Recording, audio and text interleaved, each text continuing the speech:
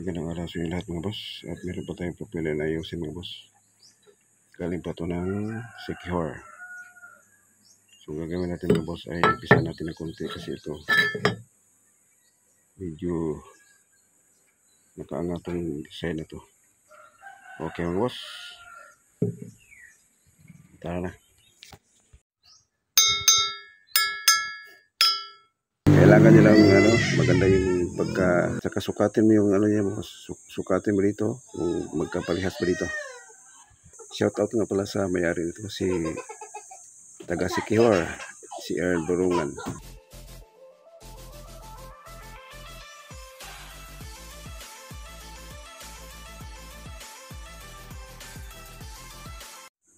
Umpisa na tayo mga boss. Nawasan natin ang konti.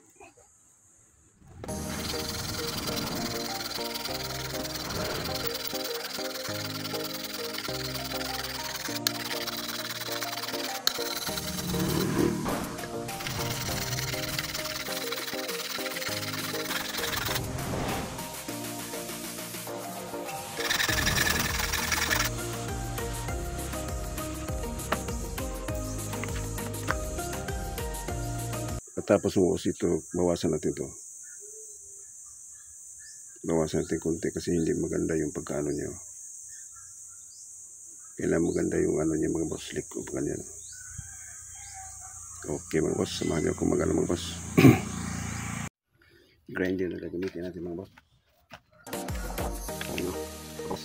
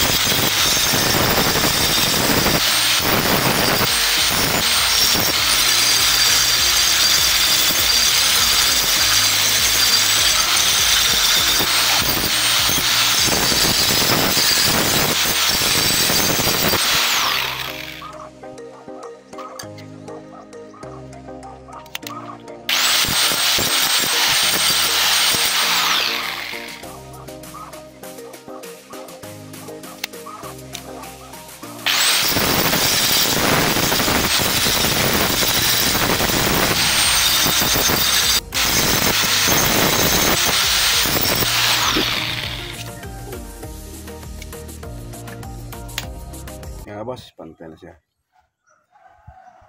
Saka mga boss pantay na siya dito. At saka gumanda yung niya, maliko niya mga boss po niya. Pag dito lang mga boss, kung dito ka lang magbawa sa banda dito, pwede na yung grinder gamitin. Pero kung yung buong propeller, kailangan yung yung lagaring bakal para hindi mag-iinit yung buong propeller. Kasi lalambot yung propeller mo pag dito mo tinitira sa dito sa banda dito. Dito lang muna titirahin natin mga boss kasi sinubukan nilang sinubukan to nilang ayusin pero malalim dito nga side, binawasan ko dito. Yan ang gumanda na siya mga boss. Saka titimbangin pa natin ito mamaya kung pantay na ba yung magkabilang dahon niya. So okay na to siya mga boss. Ang gagawin natin ay na tayo. Ganito lang ka simple mga boss. Pag mag-ayos ka ng propeller, kailangan na yung pagandahan yung niya. Tsaka yung design niya. Yung dahon. Katapos yan mo mapingan para mawala yung mga okay mga boss, magbaping natin mga boss. Lihain muna natin mga boss bago natin tirahin ng mapping. Magliha muna tayo.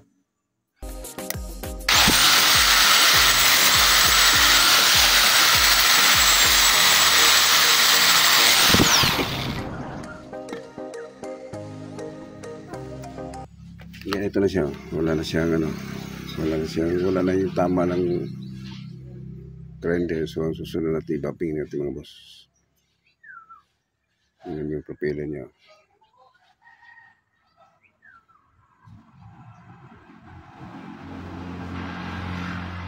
Ganito lang mga boss. Ganito lang mag-repair ng propeller. Diyan na natin binawasan ito mga boss kasi delikado kung mabalik. Dito lang sa side kasi hindi maganda yung pagkaliko ng propeller.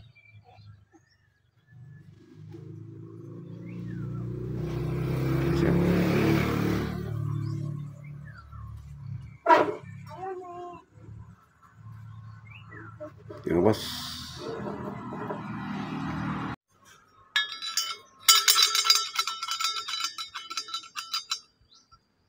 So, okay na siya mga boss. Pantay na siya. Susunod natin ay i-bapping natin mga boss.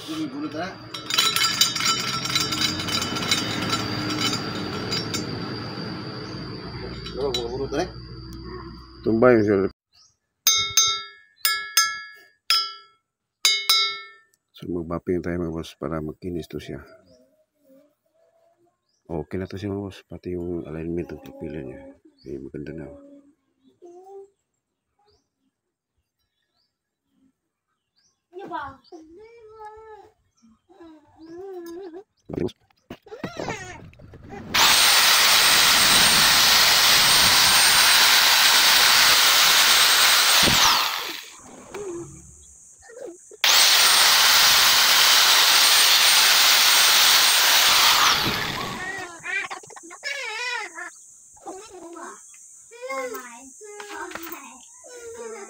Tingnan mo yung talim yung mga boss.